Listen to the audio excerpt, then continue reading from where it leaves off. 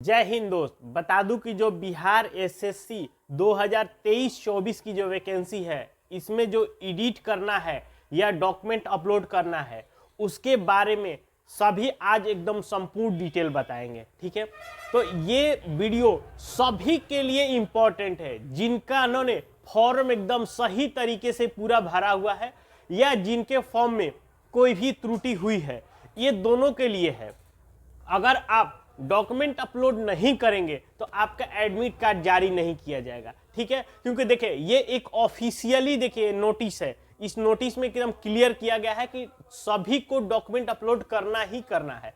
अब कौन कौन से डॉक्यूमेंट अपलोड करने हैं वो सारी डिटेल्स हम आपको बताने वाले हैं। देखिए, सबसे पहले आपको इसका एक मोटा मोटा बता दूं कि ये जो फॉर्म भरा गया था वो 27/9/2023 से लेके 11/12/2023 के बीच में ये फॉर्म भरा गया था, जिसमें टोटल पदों की संख्या थी 12,199। ठीक है, अब देखिए पहले हम बात करते हैं कि करेक्शन में क्या क्या हो सकता है। देखिए, यदि किसी के नेम में, फादर नेम में या मदर नेम, तीनों के अगर नेम में कोई भी गलती हो गई है तो वो अपना नेम सुधार कर सकते हैं। ठीक है, उसके बाद अगर किसी का डेट ऑफ बर्थ में कोई गलती हो गया है तो वो भी लोग अपने डेट ऑफ बर्थ को सुधार कर सकते हैं। उसके बाद आईडी प्रूफ, अगर आईडी प्रूफ में अगर किन्होंने आधार दिया होगा, कोई पैन दिया होगा, कोई वोटर कार्ड का नंबर दिया होगा, अगर उसमें कोई तरह की त्रुटि हो गई है तो आप उस फॉर्म को सुधार कर सकते हैं। उसके बाद आपका निवास हो गया, कास्ट हो गया, अगर ईडब्ल्यूएस बोले तो ईडब्ल्यूएस हो गया। ठीक है, इसको भरते समय आप जब फॉर्म भरा गया था तो उसमें आपका ईडब्ल्यूएस का नंबर और डेट भरना था। तो अगर किसी के वो नंबर डालने में या डेट डालने में आपको कोई गलत हो गया है तो आप इसको यहाँ पे करेक्शन कर सकते हैं। ठीक है, सातवां चीज है आपका अगर कोई 10th और 12th दोनों के जो आपने जो भरा हुआ है डेटा, किस स्कूल से पढ़े हैं, किस बोर्ड से पढ़े हुए हैं, कितना आपका नंबर आया है, सर्टिफिकेट का नंबर क्या है, अगर इन सबों में किसी का कोई गलती हुआ है तो आप इस डेटा को भी आप करेक्ट कर सकते हैं।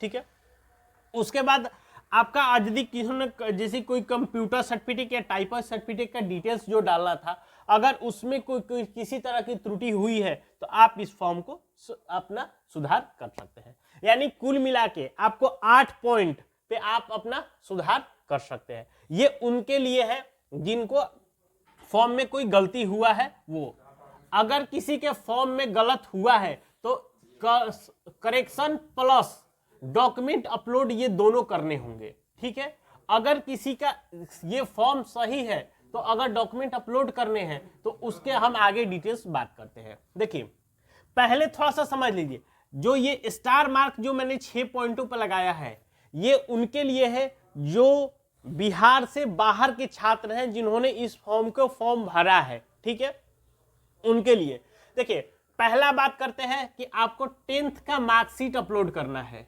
ठीक है, उसके बाद 10th का सर्टिफिकेट अपलोड करना है, जो आपको 1 साल बाद, जिसको मूल प्रमाण पत्र आप लोग बोलते हैं, वो आपको अपलोड करना है।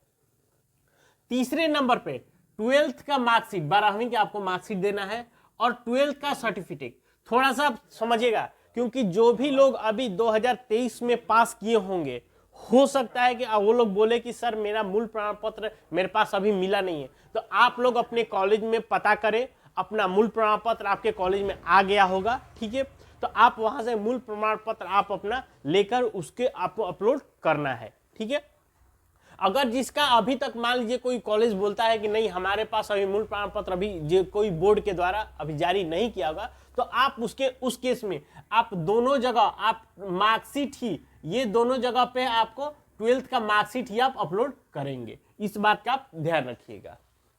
ठीक है, उसके बाद आपको आईडी प्रूफ देना है। आईडी प्रूफ में अगर कोई आधार दिया है तो आधार, पैन दिया है तो पैन, वोटर दिया है तो वोटर।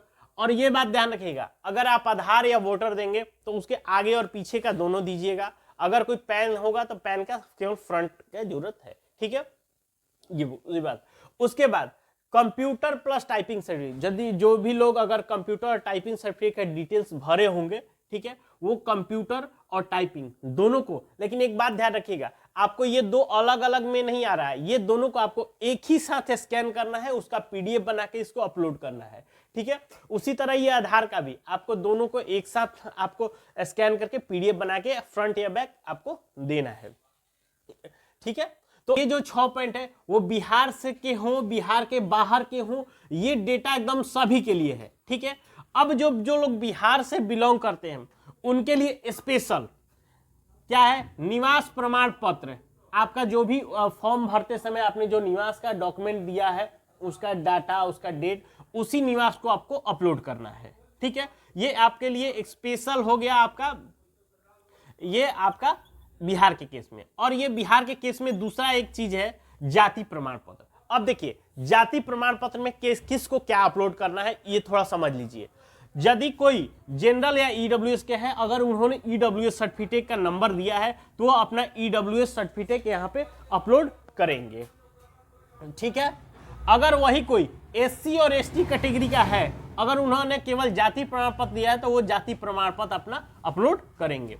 लेकिन अगर कोई बीसी और ईबीसी कैटेगरी का है तो पता होगा कि उन्होंने बिहार एनसीएल दिया था, बिहार एनसीएल, तो वो अपना बिहार एनसीएल अपलोड करेंगे, ठीक है। तो आई बात समझ में। आप लोग देखिए अपलोड करने के लिए 8 डॉक्यूमेंट्स हैं, ठीक है। जो बिहार से बाहर के हैं वो लोग केवल 6 डॉक्यूमेंट अपलोड करेंगे, बिहार के लोगों को 8 डॉक्यूमेंट अपलोड करने हैं। वो करेक्शन के लिए आपको 8 पॉइंट है, 8 पॉइंट आपको करेक्शन कर सकते हैं।